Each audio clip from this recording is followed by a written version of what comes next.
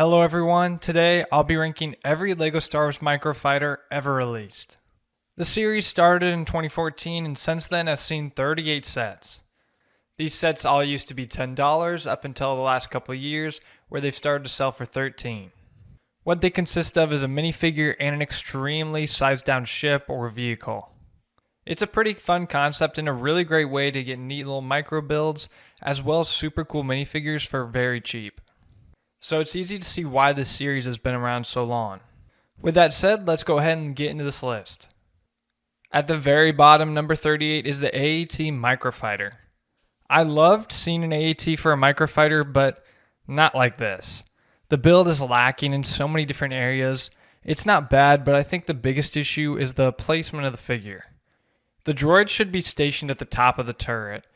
It's not inaccurate as there is technically a driver down there in the tank, but up top I think would have looked way better. This placement ruins anything the build had going for it, and I should probably mention the droid pilot too before I move on. It works and it's not a very common figure, so it was a good choice, but unfortunately the build just can't stand at all.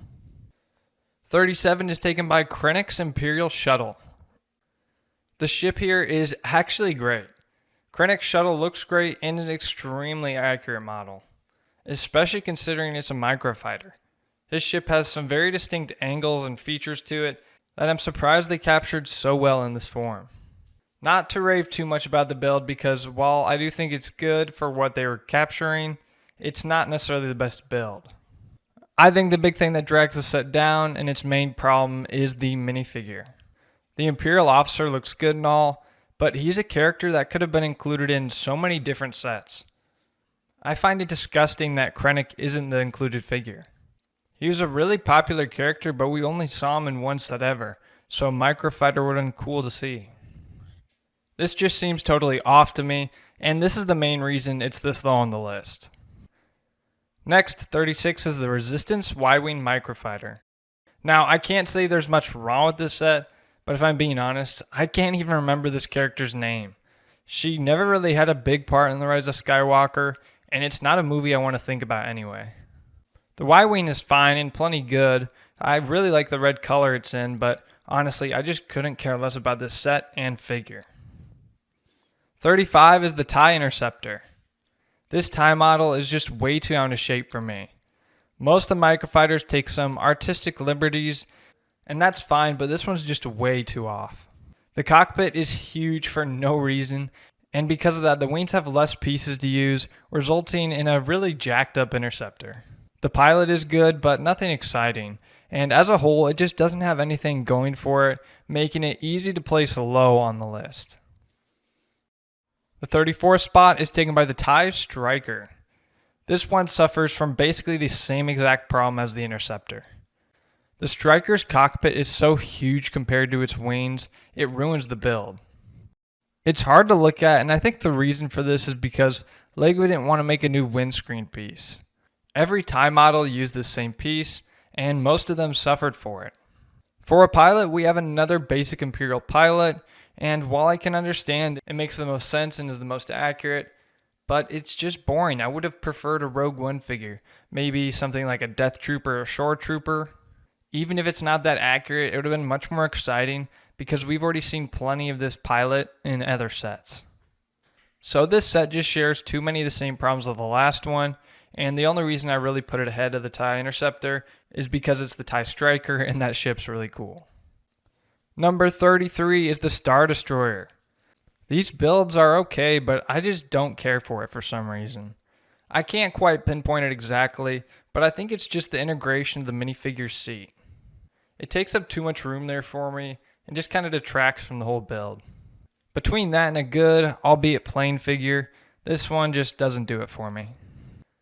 Next, 32 is the ATDP. This minifigure deserves to be mentioned first because it is amazing. It is an excellent figure, and I feel so bad putting this on the list, but the build is so terrible. The prints are so detailed and perfect, but I just can't say the same about the vehicle. It's supposed to be an ATDP, but it's really hard to tell because there's so much room taken up by the minifigure that it doesn't leave much room for anything else. The defining details are totally absent, and it's very hard to tell what this vehicle is supposed to be. It hurts the set in so many ways, and is the reason it's this low on the list. Slot 31 is taken by the Wookiee gunship. The gunship's good and is a great representation of it, but I think the ship is just too niche. The same can be said about the figure. It's good, but just nothing exciting. So even as someone who knows what this ship's from, this set just isn't very enticing to me. 30th is the Ski Speeder versus First Order Walker. This set has a really nice walker build, and the Ski Speeder is still okay, but it just feels a little weird to me. I think the proportions are what's throwing it off. Overall, I just don't think it's a very good looking build. The figures, on the other hand, have some very intricate printing, and they're great to look at, but it just can't redeem this set. Number 29 is the First Order TIE Fighter.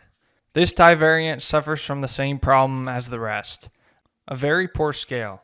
I'll admit the proportions are a bit better here than the last few, but not enough to make it a great microfighter. The red stripe is a bit bigger than it should be. I'd still say it looks cool though and accomplishes what it's going for. So does the pilot for this TIE. The minifigure looks very sleek and is an absolute pro for this set, but in the end it just can't redeem it, and the set doesn't do enough to stand out. Just a mediocre microfighter. Number 28 is the First Order Snowspeeder Microfighter. The build for this set is accurate, but in this form it's just too plain for me. It even ends up looking a little chunky. The build, I would say, is a good effort, but the vehicle it's based on just doesn't translate all that well to the scale.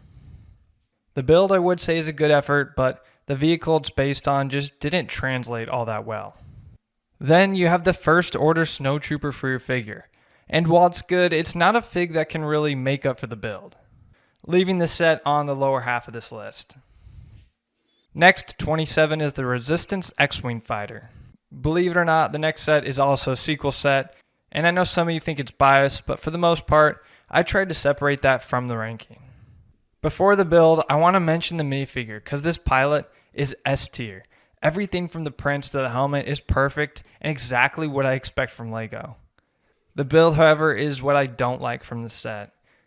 It's just way too chunky, and while I know there's some stylization here, these newer X-Wings from the movies were all about being sleek and fast and very cool in their design, and this one is not that at all. 26 is the X-Wing Fighter. This microfighter, like the last one, has that kind of beefier stylization to it, and while it can be considered somewhat neat, and I'm sure some people like it, it's just distracting for me. Ultimately, it just doesn't match the rest of the microfighters, and I don't think it's the best look for it. The minifigure is super nice, but this one's just not for me. 25th is the TIE Advanced Prototype. Finally, for a TIE variant, they got the scale right.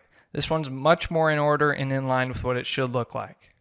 A way better look than the previous variants and a great microfighter build. The problem here, however, lies with the figure. I understand this version is based on Star Wars Rebels, but it just feels wrong not seeing Darth Vader in this ship. Having the Red 5 microfighter right next to this one would have been awesome, but instead they just included a normal TIE pilot, making the set boring. Next, 24 is the Naboo Starfighter. The N1 is one of the best ships in all Star Wars, so microfighter was a great thing to see. They did a decent job. It is super smooth and sleek like it should be, but it is a little too beefy. I'd say the main problem is the circular engines on the side. They're just way too big, and I understand they're limited with their parts here, but it doesn't detract from the set not being that great. I think that definitely could have been handled better. As for the minifigure, you have a young Anakin, which is cool, and you even get R2's head, albeit not his body. It's a good set, just not better than the ones ahead of it. Slot 23 is Kylo Ren's shuttle. The designer did a wonderful job of capturing Kylo Ren's shuttle. This is one where it almost looks perfectly like a smaller model of a ship. There isn't any stylized proportions like in some of the other models, and so for that, the build gets an A+. Kylo Ren is here and the Soul minifigure, and it's fine, but I've always had a problem with the helmet design. I always felt like it's just too big, and it's very distracting to me. I'm just not the biggest fan of it. So overall, the set ends up being fine, and not much more than that. Boba Fett's Starship takes the 22nd slot. This build may be a little clunky, but I have to give them some credit here, because the Slave 1 is an incredibly dynamic ship. With so many angles, curves, and layers, it's no wonder this set suffered. It's still passable, however, and if you want some Boba Fetts, this is a great way to get him.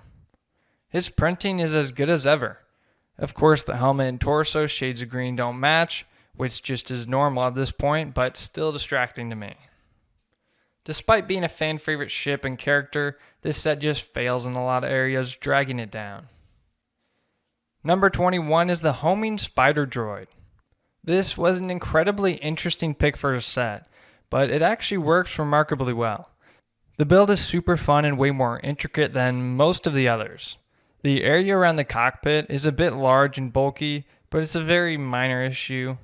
One of the best things about this set though is the droid.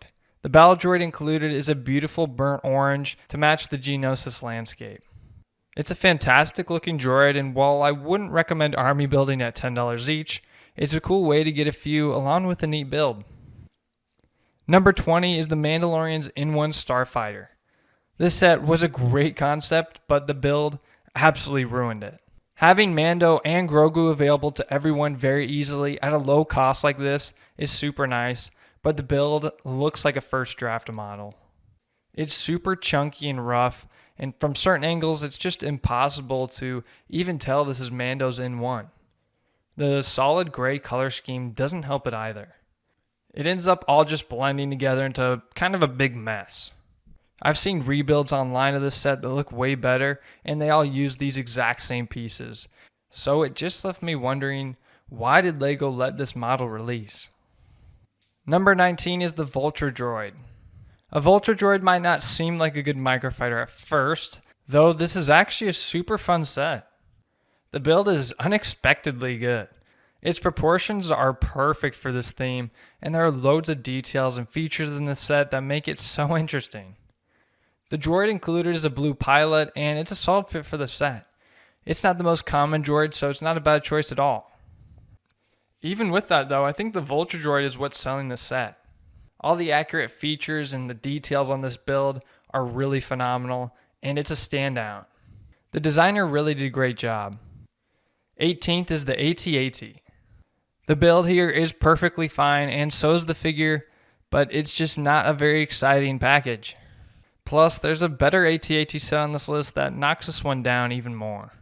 Nothing bad here, but there's nothing that stands out to me either. Number 17 is the Sith Infiltrator. The Darth Maul included in this set is fantastic. Well, except for his facial expression.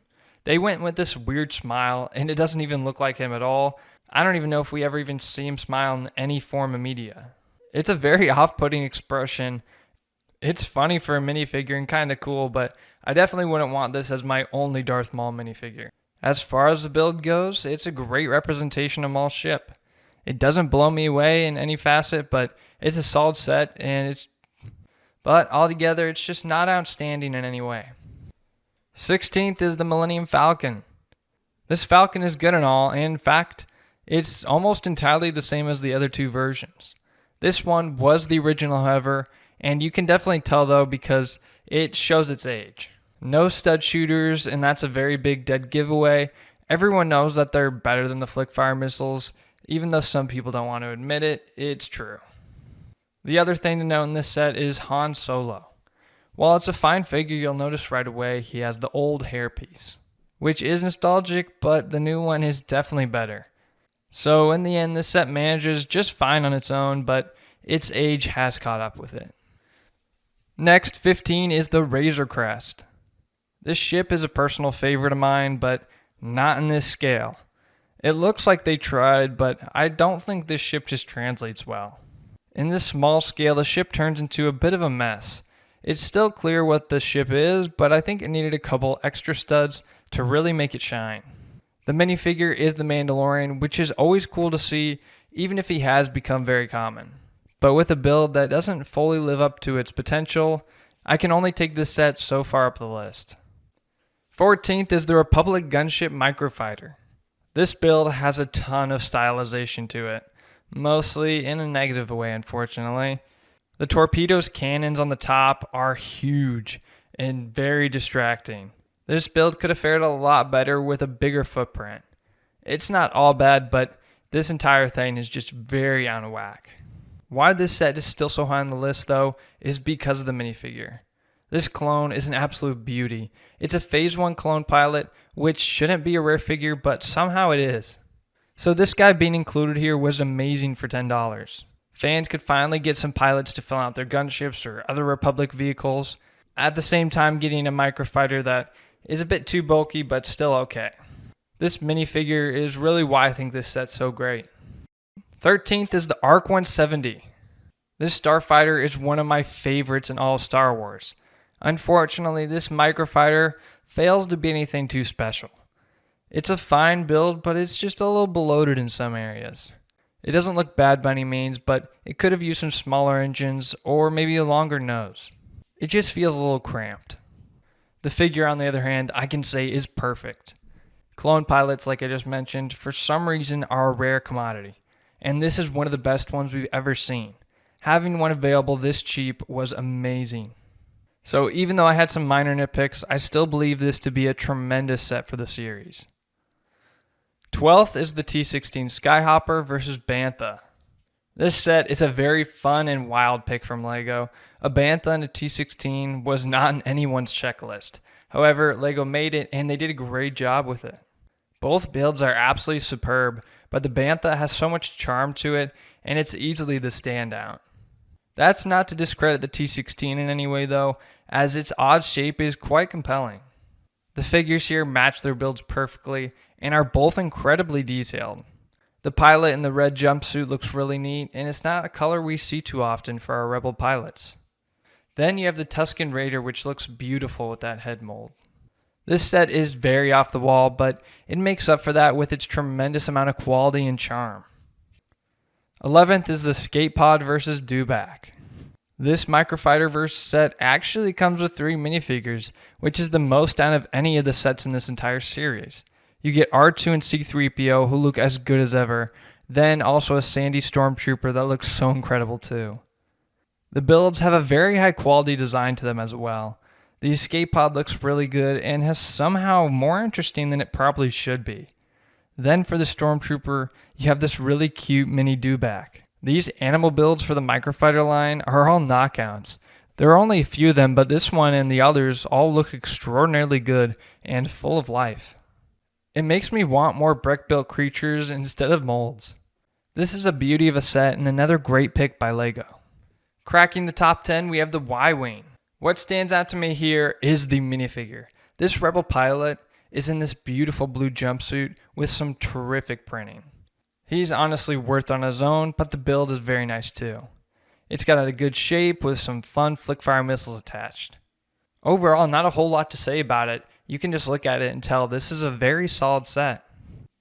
Number 9 is the Clone Turbo Tank. This set's just good, plain and simple. The Turbo Tank has a good depiction here and is a fun idea for a microfighter. It does actually roll around too a little bit, even if it's not all that great. The plain Phase 2 clone looks good and is of course a figure everyone always wants more of. As a whole, it's a very complete package. 8th is taken by the A-Wing and TIE Silencer. Another 2-in-1 set makes this list. This is a sequel set, but that doesn't mean I can't recognize the greatness in it. I'll start with the TIE Silencer, which looks leagues better than what I was expecting. Comparing this to the TIE Interceptor, it's an absolute world of difference. This one manages to be sleek and true to the source material, while also fitting the Microfighter line perfectly. I can pretty much say the same for the A-Wing. These two are phenomenal builds. This one is very smooth and I love the style it has to it. It might be my favorite build from the whole series. Looking at the figures, we have Kylo Ren, which is a common minifigure, but he's at least popular and one of the few enjoyable characters from the sequels. The A-Wing pilot looks very good as well and can hold its own. And in terms of detail, I'd say it honestly even surpasses Kylo. Despite fighting an uphill battle, this sequel set is still one of the best Microfighter sets out there. Next, 7 is the Millennium Falcon. This version of the Falcon saw Chewie at the helm instead of Han, which was a nice shakeup since all these builds of the Falcon are pretty identical. I don't want to discount this ship in any way though, as it is amazing and the best Falcon microfighter out there. There isn't too much else to talk about. The Falcon just looks good, and so does Chewie. You can't get much better than this. Next, 6 is the AT-AT vs. Tauntaun. This AT-AT is similar to the last, but these few small improvements it made were enormously helpful. Overall, it just looks insanely better. The opposing build is this amazing little Tauntaun. This build carries on the tradition of terrific animal builds in the Microfighter line. For our fighters, we have thoroughly detailed AT-AT pilot and a Hoth Luke Skywalker. A lot of good is in this set, from the builds to the figures, and Hoth is so iconic it just makes this set that much better. 5th place is taken by the Snowspeeder. This microfighter seems a bit too large, but it did allow them to get a lot more detail crammed in. The blasters and even the sticker on the front brings the set together very nicely. They even represented the harpoon on the back with a small antenna piece. This build did a really nice job of having all those little extra details. The Snowspeeder is piloted by a good, albeit standard looking figure. Still good though, and an extremely solid set overall. 4th is the final Millennium Falcon. The Falcon just transfers well into any scale, and this scale is no different. What surprises me the most is that they found a way to fit this figure in the cockpit instead of the middle. With all these sets, I think that helped it a ton. This one in particular, though, I think just has all those little details around and is one of the better models. There isn't too much more I can actually comment on the build. It's extremely similar to the last one that I just ranked. So you already know I think it's a phenomenal build. The only reason I gave this one some edge in a couple more slots is because of the Han Solo minifigure. It looks insanely good. I love that smile and that hairpiece, and I think it's just a bit more enticing than a Chewie figure.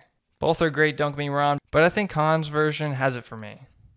3rd place is taken by the U-Wing. This set has one of the best Rebel pilots I've ever seen. I wish LEGO still used this helmet mold because it's easily one of the best things about this guy. His prints throughout, though, aren't too far behind it. There's so much going on with this figure, and he's a huge pro for this set. The U-Wing can be kind of complex, but LEGO still made a solid model out of it. It even has the folding wing feature. It's not quite the same look as some of the other microfighters, but that's fine, and the designers still made a good build that fits so well. With a good build and a phenomenal figure, that's what carries this set to the 3rd spot. Our runner-up in 2nd place is the Ghost. Star Wars Rebels has only gotten more popular with time, and as such, the microfighter is better than ever. The build's detail is honestly astonishing for its size. So many little angles are captured here in such a small space, leading to an extremely accurate model. Even the multiple colors on the top of the ship are represented and add so much to it. On top of having one of the best microfighter builds, Hera's minifigure pulls its own weight too. The prints are good, and it's a character everyone wants.